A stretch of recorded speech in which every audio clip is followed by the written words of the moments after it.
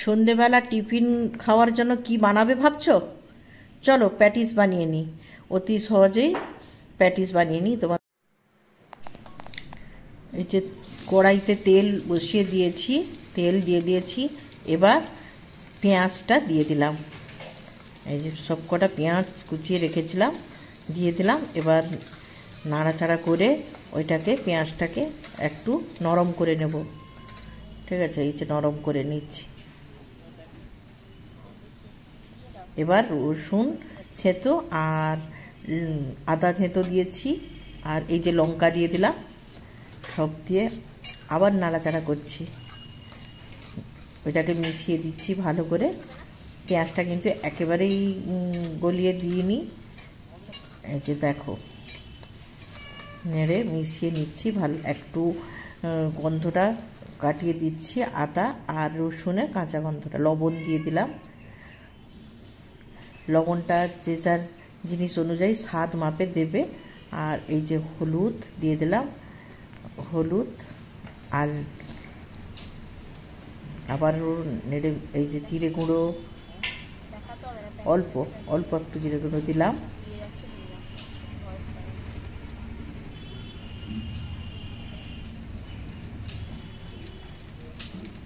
মশলা এই যে এবার কিন্তু ব্ল্যাক পেপার মানে গোলমরিচ গুঁড়ো ওইটা দিয়ে এবার ভালো করে মিশিয়ে নিচ্ছি আবারও।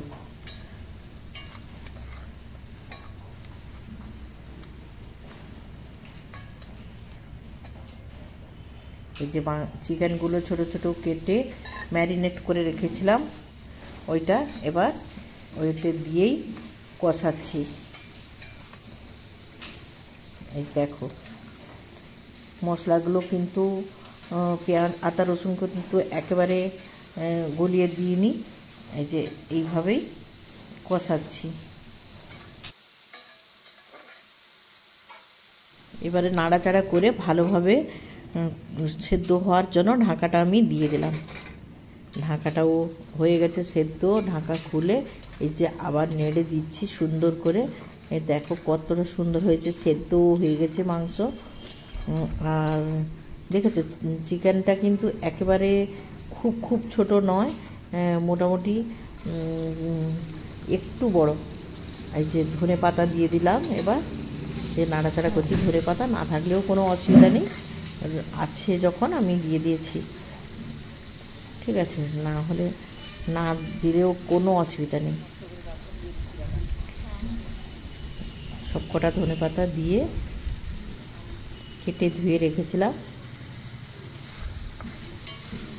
মিশিয়ে দিচ্ছি ধনে পাতাগুলো।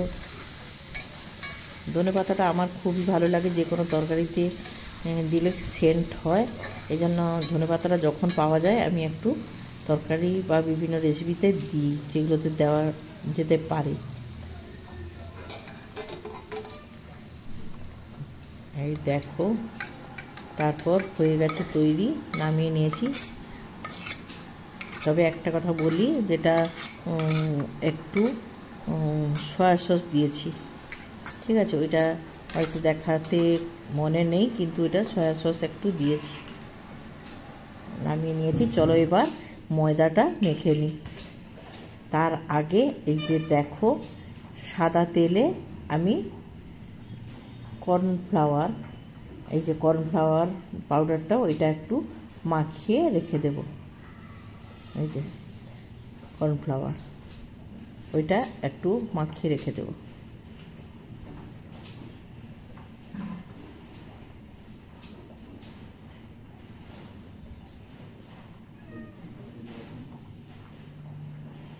এই যে সুন্দর করে গুলিয়ে নিলাম,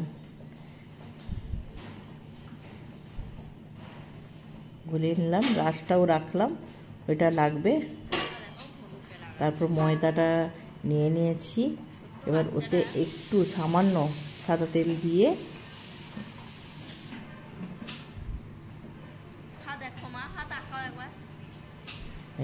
হাত দিয়ে মাখিয়ে ময়দাটাতে মিশিয়ে দিচ্ছি। তবে সাদা তেলটা এতে বেশি দিইনি, কারণ ওইটা তো সাদা তেলে কর্নফ্লাওয়ার মাখিয়ে রেখেছি, তার জন্য এতে খুব বেশি সাদা তেল দেওয়ার প্রয়োজন নেই, খুব বেশি দিইনি। এবার দেখো দেখলাম যে মাখিয়ে একটু কম হয়ে যাচ্ছে, আর একটু সামান্য দিয়েছি।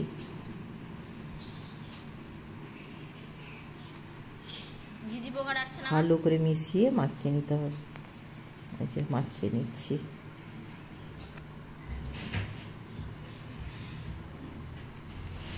এবার জল দেওয়ার পালা। জলটা অল্প অল্প করে দিয়ে মেশাবো, না হলে খুব বেশি পাতলা হয়ে গেলে, নরম হয়ে গেলে সমস্যা। আর এই জন্য একটু একটু করে জল দিয়ে মিক্সড করে নিচ্ছি। দেখো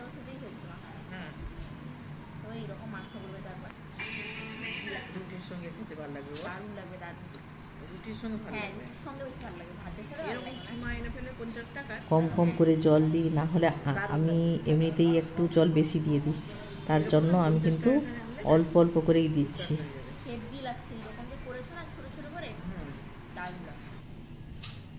দিয়ে মেখে নিচ্ছি।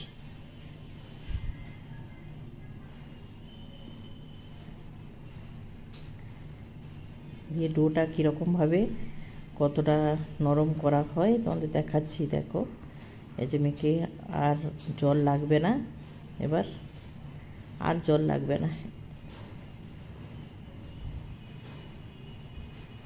এই দেখো ডোটা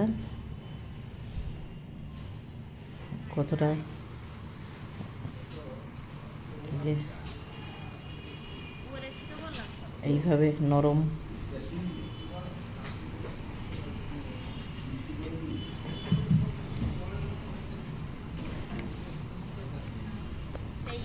এইভাবে এই যে ঠেসে নিয়েছি, কত অনেকটা টাইম ঠেসে নিয়েছি আমি।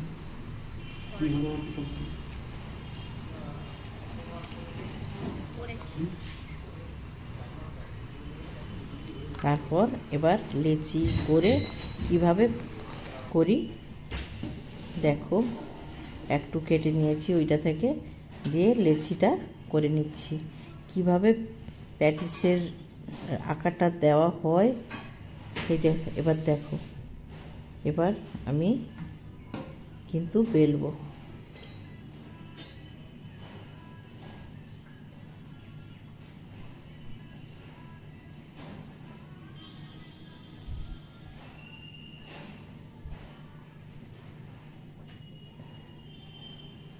ভালো করে ঘুরিয়ে ঘুরিয়ে লেচিগুলো করছি।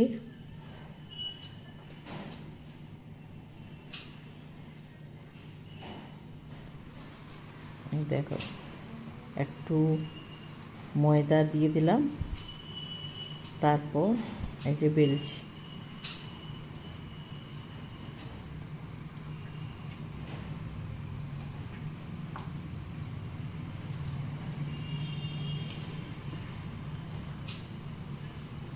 দেখো বেলে নিয়েছি।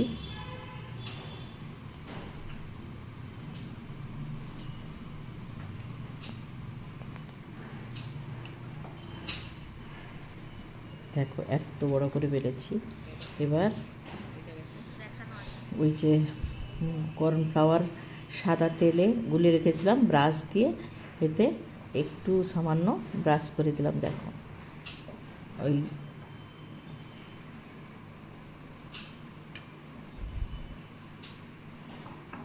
তার উপর ময়দা আবার একটু গুঁড়ো ছড়িয়ে দিয়ে এইভাবে ভাঁজ করছি, দেখে নাও। আবারও দিয়ে দেব ওই লিকুইডটা, কর্নফ্লাওয়ার তেলে যে দেওয়া আছে ওই লিকুইডটা, আবার ময়দা দিয়ে রাখছি। তারপরে এই পাশটাও এইভাবে একই রকমভাবে করে নেব।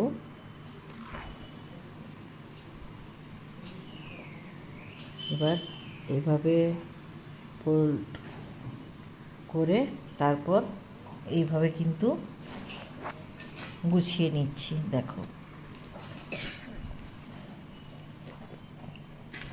তারপরে এই যে আবার এই পাশ দিয়ে এইভাবে করে বেলতে হবে, তবেই প্যাটিস যেমন পাওয়া যায় ওই ভাঁজ ভাঁজ ওইটাই হবে, আসবে।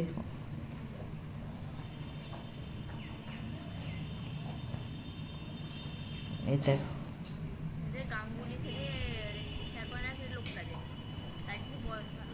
এটা একটু বেলে রেডি করতে একটু সময় লাগে ঠিকই, কিন্তু অসাধারণ হয়, অসাধারণ হয়। দোকানের থেকে তো যথেষ্টই ভালো হয়, খুবই ভালো হয়। অন্তত একবার এই করে খেয়ে আমাকে কমেন্টে বলবে যে কেমন হয়েছে। তারপরে এই যে ছুরি দিয়ে দু সাইড কেটে দিচ্ছি, দেখো।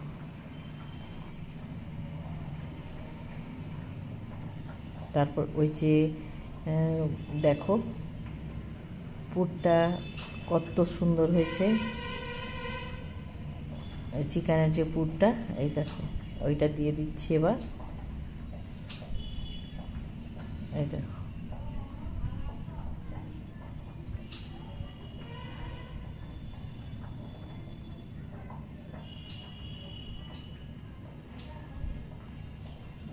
এইভাবে এইভাবে ভালো করে মুখটা কিন্তু চেপে দিতে হবে যাতে খুলে না যায়। দিয়ে একটু মুখটা কেটে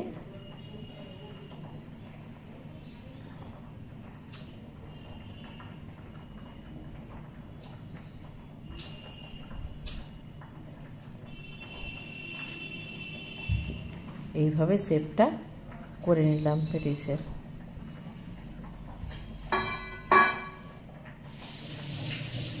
আবারও একটা এইভাবে একই রকমভাবে বেলে নিচ্ছি,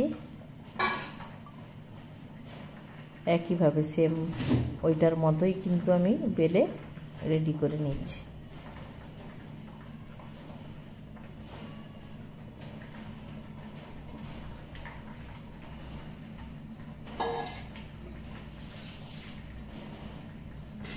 এই দেখো এই একইভাবে ওই তেলে কর্নফ্লাওয়ার মেশানো যে আছে ওইটা ব্রাশ করে দিলাম, দিয়ে পুরোটা একটু ব্রাশ করে দিচ্ছি, তবে খুব বেশি নয়, হালকাভাবে দেখো। তারপর ময়দাও ছড়িয়ে দিলাম,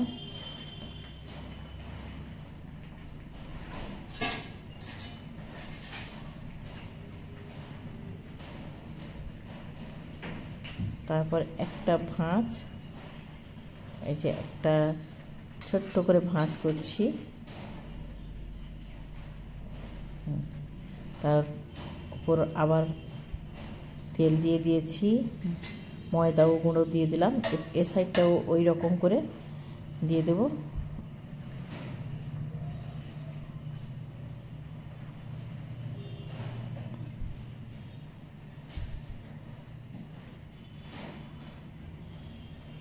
ওই একই প্রসেসে আবার এটাও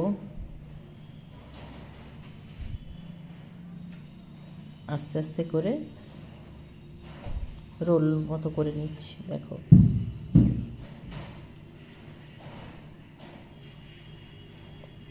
এবার ময়দা দিয়ে তারপর এটাকেও একই রকমভাবে আবার বেলে নিই।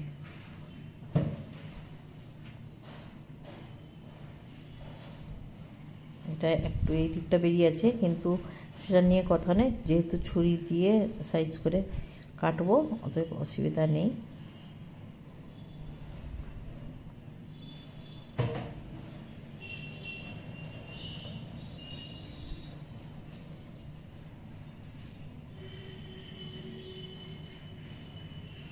খুবই খাস্তা মুচমুচে হয় কিন্তু।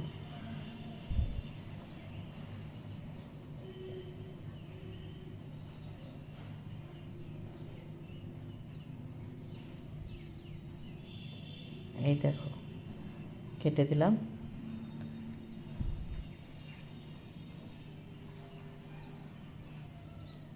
তারপর একই রকমভাবে পুরটা দিয়ে দেব।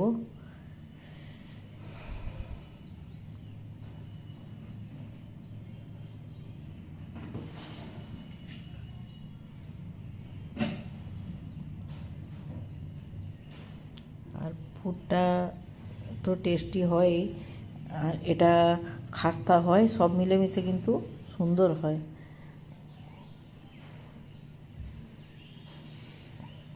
পুরটা খুব বেশি দিলে না খুব মানে বেশি হয়ে যায়, খুলে যায় মুখটা, তার জন্য খুব বেশি অতিরিক্ত দেওয়া যাবে না।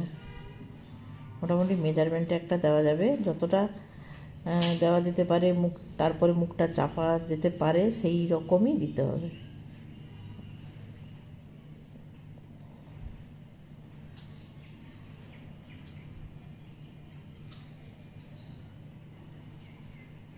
এই যে এইভাবে প্রত্যেকটা আমি তৈরি করে নেবো। এই যে কড়াই ছাড়াও হয়ে গেল, তেল গরম হয়ে গেছে, তবে খুব বেশি গ্যাসটা বাড়িয়ে রাখা হবে না। তেলটা গরম করার পরে ওইটা ছেড়ে গ্যাসটা মাঝারি রাখতে হবে, ফ্লেমে রাখতে হবে। কীভাবে এইভাবে ভাজা হয়ে যাচ্ছে দেখো, দেখে নাও।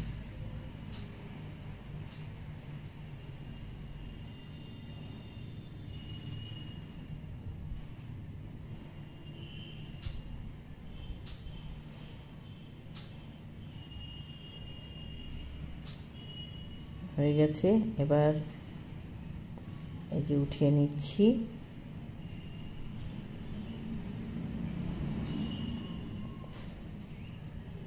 এই তো এইভাবে সব কটা ভাজা হয়ে গেল। ভালো লাগলে তোমরা অবশ্যই একটা লাইক, শেয়ার এবং কমেন্ট করবে এবং একটু করে খেয়ে দেখবে, অবশ্যই ভালো লাগবে। ঠিক আছে, দেখে নাও কতটা সুন্দর হয়েছে। আজকের মতো আসি, টাটা। আবার পরের ভিডিওতে তোমাদের সঙ্গে দেখা হচ্ছে। এখন